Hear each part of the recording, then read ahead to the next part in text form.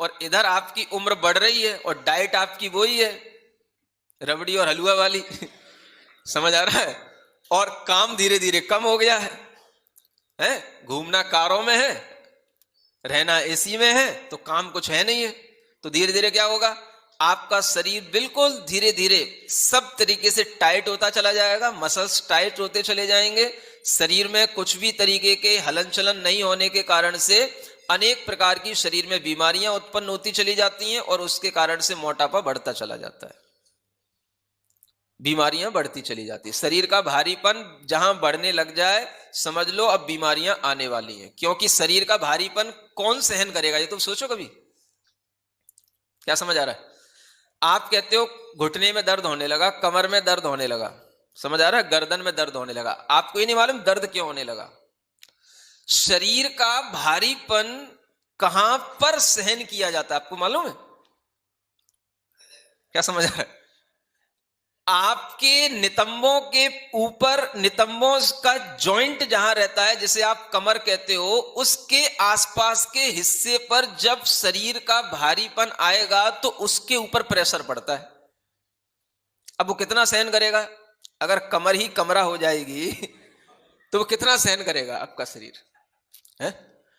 तो कमर दर्द शुरू हुआ।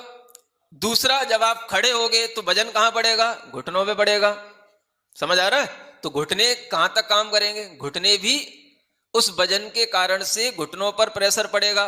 तो जो घुटनों को जोड़ने वाली जो हड्डियां हैं, अस्थियां हैं, उनके जो जोड़ के जो साधन होते हैं और जिसके कारण से वो जुड़ा रहता है, समझ आ रहा है, जिससे कि एक चिकनाई के साथ में वो हड्डियां आपस में जुड़ी रहती हैं, जिसे कार्टिलेज कहा जाता है, समझ आ रहा है। और दूसरा, उसमें एक चिकना द्रव्य निकलता है जिसके कारण से वो हड्डियों का आपस में घर्षण नहीं होता है, वो हड्डियां आपस में घिसती नहीं, टिकती नहीं, मतलब वो हड्डियां आपस में टकराती नहीं, समझ आ रहा है।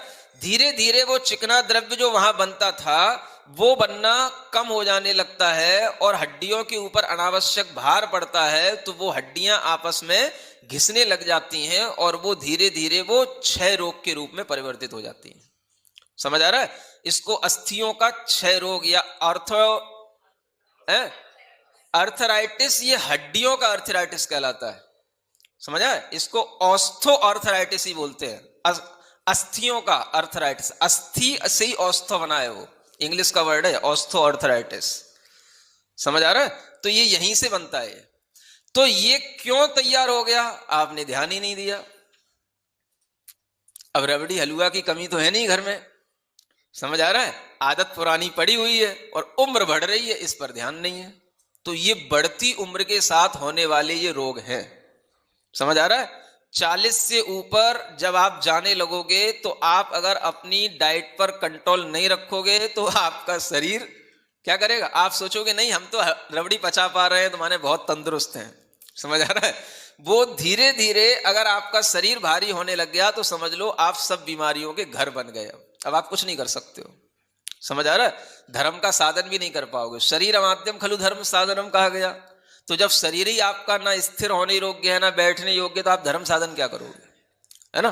तो बस फिर वही रह जाता है, कुर्सी पे बैठे बैठे पूजाएं करते रहो और कुछ नहीं कर सकोगे ज्यादा से ज्यादा, है। बुरा नहीं मानना, बैठने की अब ये आदत जो पड़ गई है उसको संभालने की कोशिश करो। अभी भी कह रहा हूं, अरहम ध्यान की 5 मुद्राएं जो बताई जाती हैं वो 5 मुद्राओं को नमोकार मंत्र के साथ करो, ओम अरहम नमः के साथ करो, आपको बहुत लाभ मिलेंगे, समझ आ रहा है।